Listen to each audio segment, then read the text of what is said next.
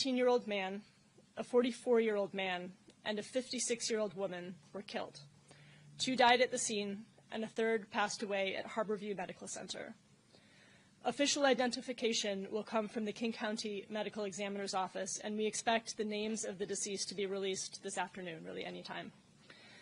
Our Human Services Department Victim Advocates team is working with the Seattle Police Department to support the needs of the victims and their families. We are so grateful for their incredible work and dedication. We now know that at least 2 people exchanged gunfire outside the Seattle Center Armory. 1 is in custody, and a 2nd has been identified as the 19-year-old deceased man.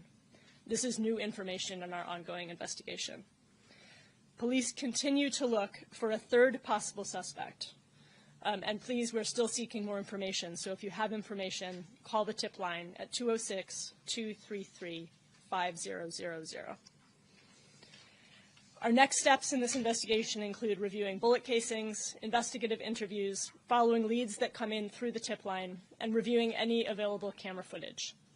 While the Seattle Center cameras were not located where the scene of the crime was, next steps include looking at the video to see if they offer any new information.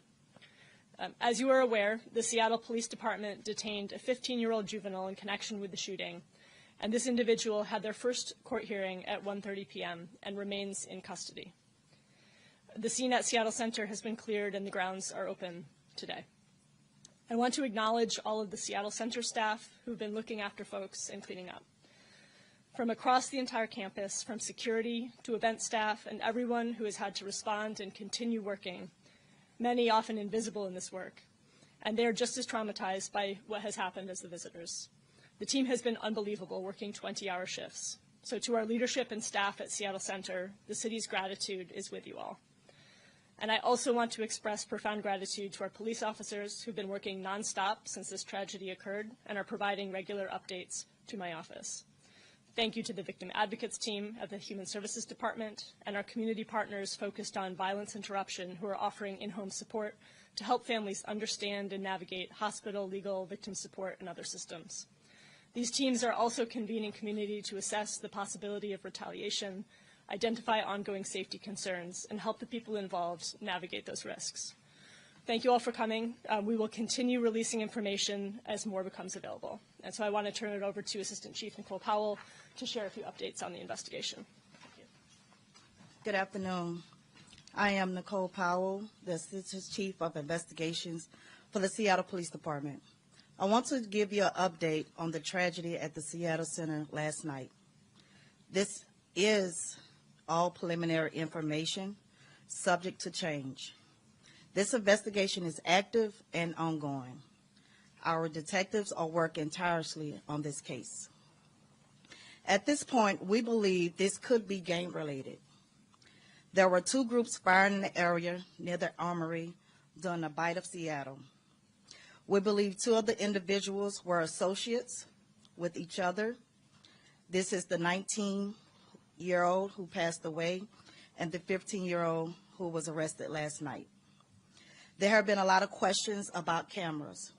Our detectives are still collecting and reviewing video evidence from buildings around the area. I want to thank our officers who selfishly ran into danger, our detectives and professional staff who are working together on this investigation. These men and women serve Seattle day in and day out with pride and dedication. Again, I want to emphasize, this information that I provide today is preliminary. Once we have additional information, we will provide it to the public. And if anyone have any video, seen anything, please call our Violent Crimes Tip Line at 206-233-5000. Thank you. We can take a few questions. Has there been, have you all been able to interview the 15-year-old suspect? Has that suspect been cooperative?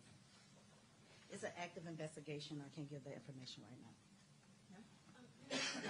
I was wondering if you could say a little bit about what this means for the city of Seattle, kind of coming off the high of the World Cup and the Summer of Timothy and a lot of lighthearted, good feelings about Seattle, and to now have this very terrible tragedy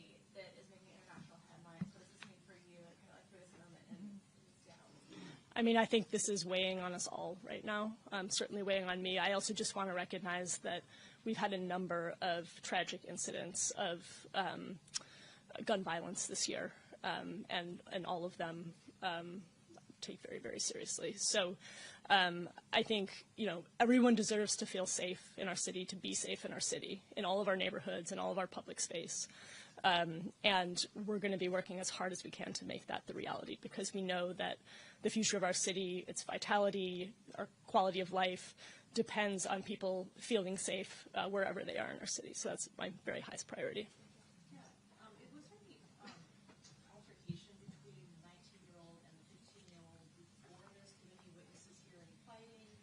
Was there anything that we can identify that happened prior to the shooting?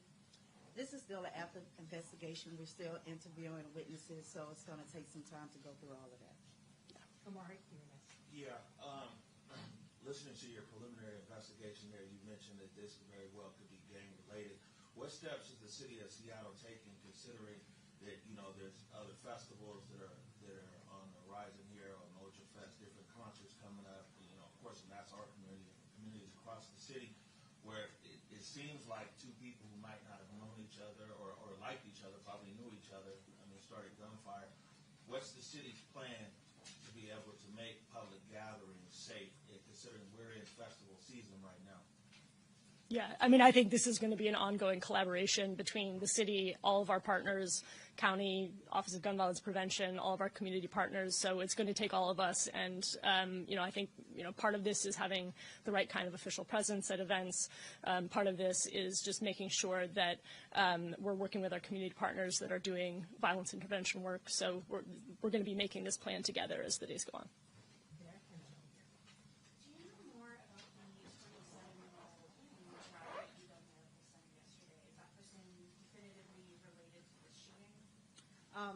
No additional information than what was provided earlier today. With one outstanding suspect, is there an ongoing threat to the public? And can you elaborate more on the relationship between the 15-year-old and the 19-year-old? This is an active investigation, so I'm limited what I can say. What I want is to encourage the public who was out there. There was a lot of people. If they have any videos or any witnesses seeing anything, please call that tip line. We're still trying to ascertain that information. As soon as we have it, we're going to make sure we put it out as soon as possible.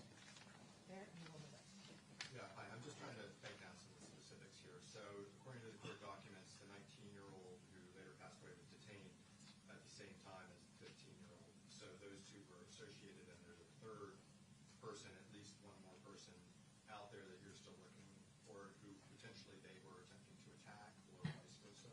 Can you help me understand, and maybe also how many guns you know were involved? So the information I provided today, right now, is what we have.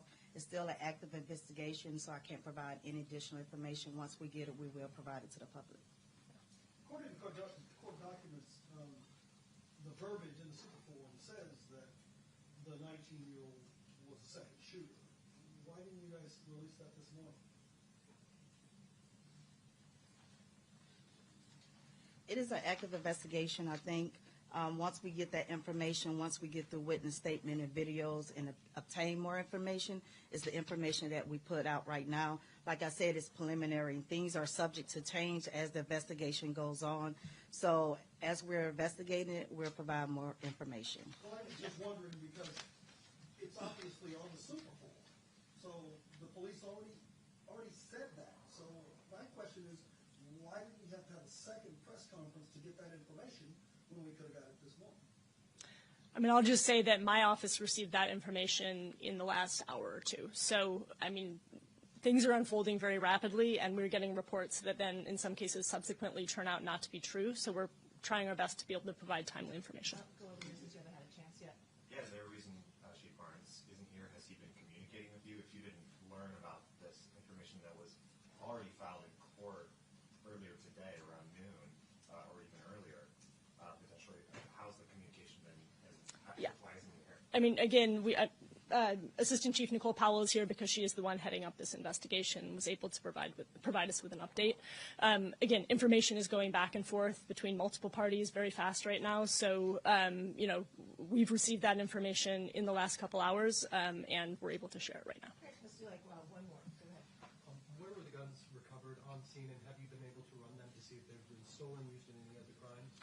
It's an active investigation. I can't provide that information right now. Do you understand why people might be frustrated that that's the recurring answer that we're getting today? I understand as we get information that we can release to the public, we will provide as soon as we can. So we'll be back here again at noon tomorrow, and as we have more information, then we'll be happy to share it with you all. Quick thought before you go. I just want to say, and I think I can speak for all members of the media here, that we're partners. We're partners with you guys. That's what we do. That's what we see ourselves as public servants too. And we're not always treated that way. Yeah, absolutely.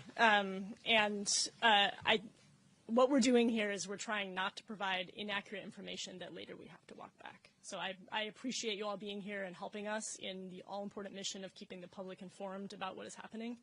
And again, we are trying our best to provide the most accurate information we can in a timely manner. Thank you. Thank you.